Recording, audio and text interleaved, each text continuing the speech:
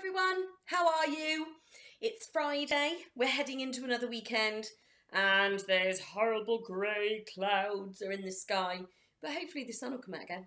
It's supposed to be coming out again next week, which I'm really quite excited for, because otherwise it's going to be a bit miserable, isn't it, if we're all stuck inside and it's raining.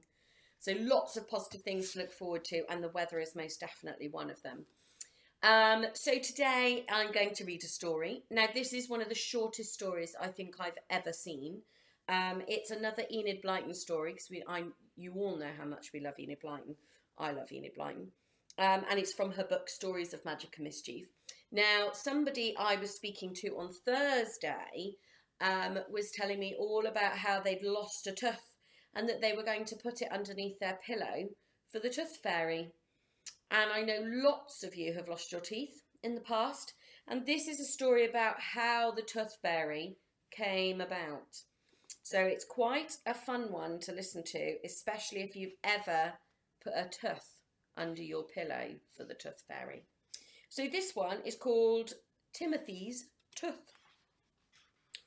Once upon a time, a long, long while ago, the fairies were making a spell in a big cauldron over a fire of blue flames.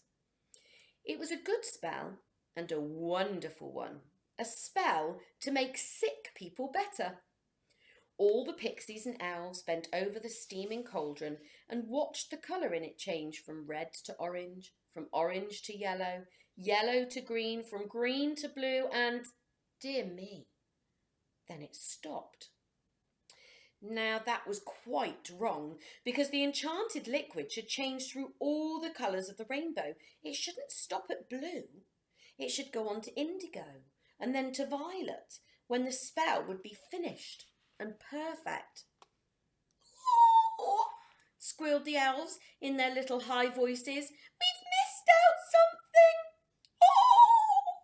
cried the pixies. "What shall we do?"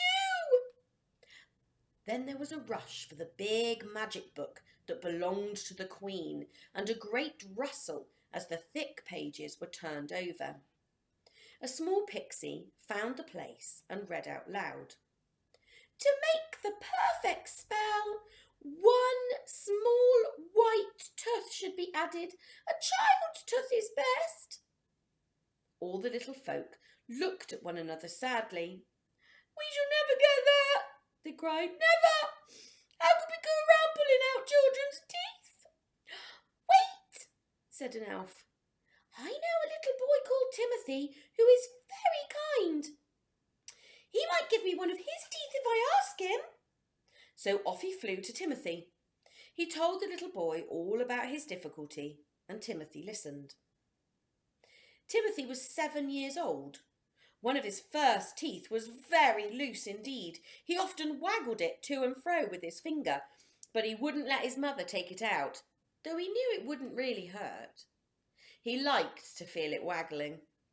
But if the elf wanted it to finish the wonderful spell, why certainly Timothy would give him the tooth. "As soon as my mother comes in, I'll ask her to take out my loose tooth for you," promised Timothy. The elf gave him a hug. "Will you put it under your pillow when you go to bed tonight?" he asked.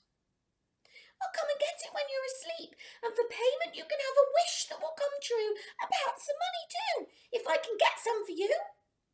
Well, Timothy's mother took out the tooth, and it didn't hurt a bit. Timothy slipped it under his pillow, and will you believe it? The next morning the tooth was gone and a bright shining coin was there instead. Timothy's wish came true, and he was so excited and happy that he told everyone what had happened. The news soon spread, and to this very day, if you put your little white tooth under your pillow, you will find it gone in the morning, and maybe a coin there instead. Don't forget to wish a wish too, will you? There we go. So that's the little story about how the tooth fairy came about, and what she wanted. And the reason that they wanted this tooth was to be able to make a spell that would help lots and lots of people. So I think that's a really lovely story for us to listen to, isn't it? And hopefully it's brought you all a smile.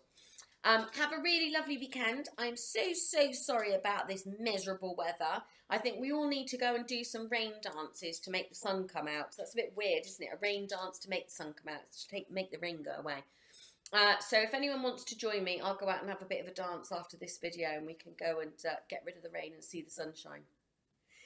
Look after yourselves, stay safe, stay alert, and I will see you all next week. Next week is chocolate week, so have a look out.